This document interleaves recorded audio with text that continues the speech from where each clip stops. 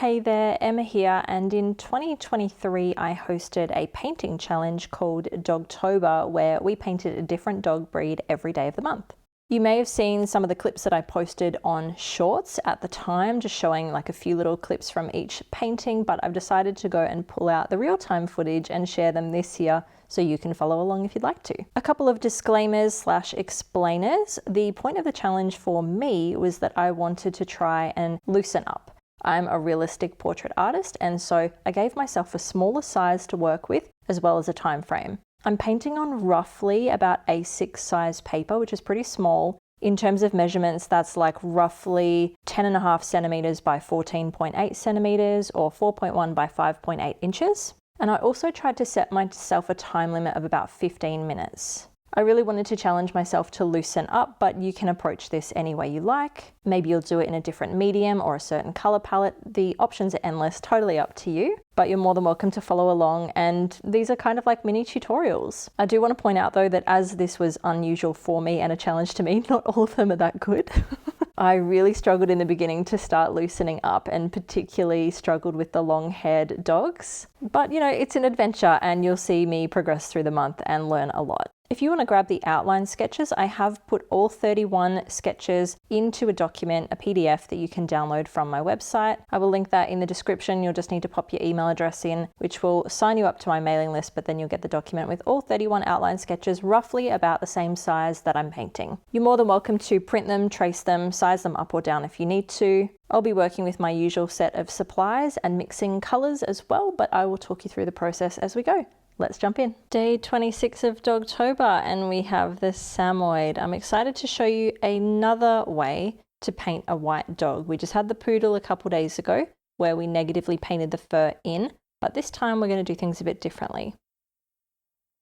So I'm going to wet down the dog. Let's exclude the eye, the nose, the mouth details. We just want to wet the fur down.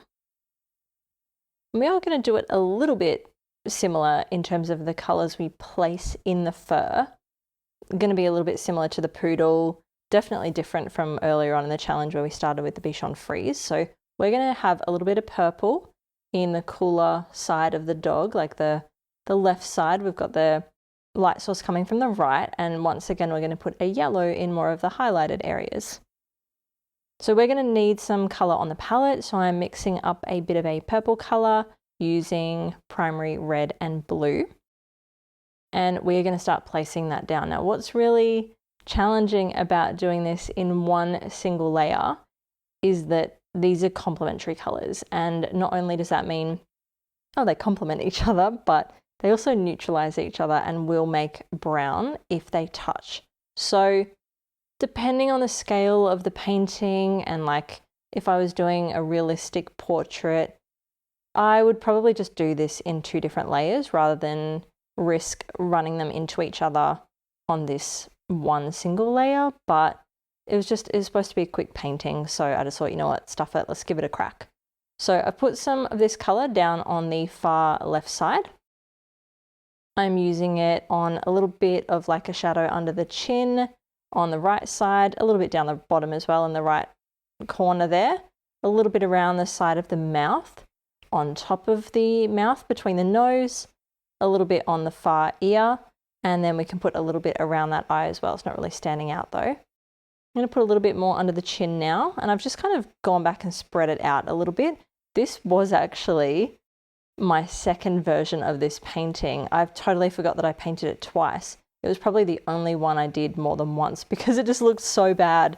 It was just like really, really, really purple and crazy. So I ended up redoing it, and that's where I've really pared this color back because it just looked like too much. If you watch my video where I show you every piece of art I've made for like my whole life on the channel, there's a painting in there where I have a similar color scheme for an Arctic fox, and I did the same thing. I made it, the first version, so purple that it just looked not good. So definitely a challenge for me paring back the colors, but now I've dipped into some primary yellow and I'm going to carefully place it in a few spots, but we don't want it to be mixing with the purple, so don't go and rub your brush all over the place. But I've put a big area down the bottom, like where this big fluffy bit of fur would be sticking out, and I've also got some on the tip of the ear, a little bit on the side of the snout, I've put a bit more colour there now, and I'm just going to spread that all around. And then we can dry that off. And so it still dries with some punchy colour, right? But it's not too intense. Now I'm out of frame here, which is really helpful for you, but I do have some yellow on my palette and I've just added a bit of red. I was just wanting to get a colour for this tongue that wasn't too intensely magenta and was more of like a natural looking tongue colour, so normal reddy pink colour. You can also dirty that up with a little bit of the purple as well if you want to take more punchiness out of it, but I put a light layer down there. I put a bunch, like way too much for that small area, so I've lifted a bit up, and now I'm going back to put darker colour at the back of the mouth where there would be a shadow cast on top of it. I've rinsed off and dabbed off and dipped into my pre-made black, which is Mars black, and I've painted the little nostrils in. Remember, they're going to look different because we can see more of one than the other. And then I'm popping the little eye in with some brown. Now, you can see me mix brown in a bunch of the other tutorials this month. I've just been reusing whatever dried on my palette. And to make brown, I mix yellow and red to create orange, and then add blue to neutralize it. I'm now dipping into some of this light purple color, dabbing off the excess, and I'm just going to drag like a little eyeliner out to the side of this guy. So I'm doing a little bit of purple on the inner corner, but really dragging out like a little cat eye eyeliner out to the side. Dipping into more of this color, and I'm adding a little bit of black into it, and I'm going to paint the nose in. So that's sometimes a cheat way that I will do a black color. Instead of using flat black on its own, which can be a bit flattening, I will sometimes, instead of mixing it from scratch, just put it in another color. So just put it in purple, put it in some blue, and at least then it's not too dull, but I don't have to sit there fiddling around trying to mix the perfect black color. Mixing that into more of whatever's on my palette at this point, and I'm going to paint in the shadow slash just the roof of the mouth. Now there is a tiny little tooth sticking out from the top on the right, so I'm just carefully painting around that initially. If you don't like how it looks at the end, you could obviously just paint over it, and you can also shorten it as well. You're better off reserving too much white space than none. It's easier to take it away than try and put it back.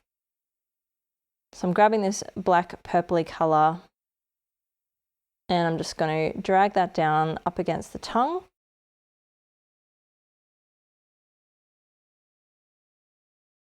Taking it all across the edge of the mouth, and then when we get to the bottom part, we can start to cut out more of the teeth.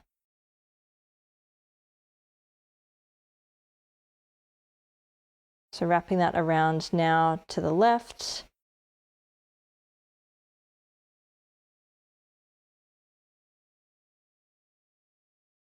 Taking that right up against the tongue.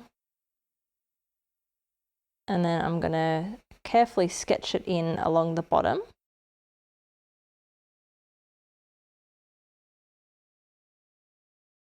So carefully sketching this in to preserve some little teeth. So I've got the bottom tooth there, dragging it along the bottom of the gum line and just kind of zigzagging, leaving some teeth to stick out.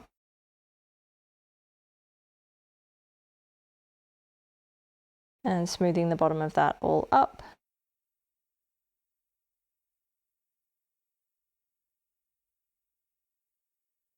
Refining around those little teeth, adding a bit more colour to the top of the opening of the mouth. Rinsing off, dabbing off, dipping into more of the purpley colour. I'm just going to add that as a shadow on the back of the tongue.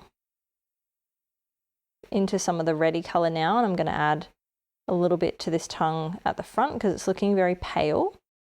So I'm just kind of outlining the edge at this point and then just inviting that colour across. Popping a little bit of colour on the side that is kind of wrapping around that tooth.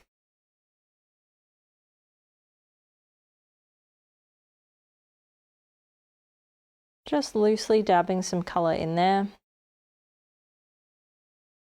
And doing one more little bit over the eye with our purpley black colour before we dry that off. Now I'm going to highlight the eye. So I'm dipping into some white. And we just want to do the smallest little dot on the top right of the eye.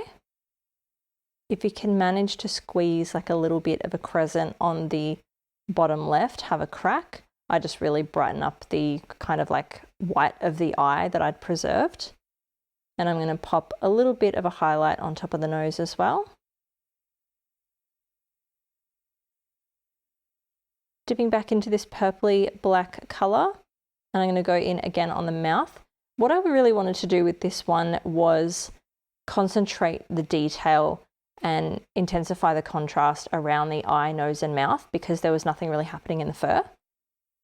I did want to keep that light and fluffy and, you know, let me still play with a little bit of colour there, but I wanted the main feature to be these facial details, so that's why I've gone over them a few times.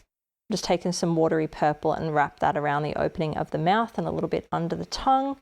And I also decided, oh, let's put like a shadow there, and then I'm like, actually that looks crap, so let's blend that out. Let's try again. Putting a bit more colour down there now, and that's a bit better. Rinsing off, dabbing off, and we can just blend that out at the bottom a bit more. I'm going to pop the inner ear in on the left side, and I also do want to paint like a little ear sticking up from the far side as well. Popping some purple under the nose and just spreading that out a little bit there. Drying that off. Grabbing some more red colour for this tongue. And just intensifying that a little bit. Again, just trying to bring more attention and colour to this area. So adding more to the back of the tongue, the edge of the tongue where it wraps around the tooth, spreading that all around in the middle. Drying that off. And then I'm going to just pop the little ear up the back there, sticking up on the far side of the head. And we are going to dry that off, and that is our samoyed, the beautiful fluffy little cloud. I hope you enjoyed this one and learning a different way again to paint a white animal, and I'll see you on the next one.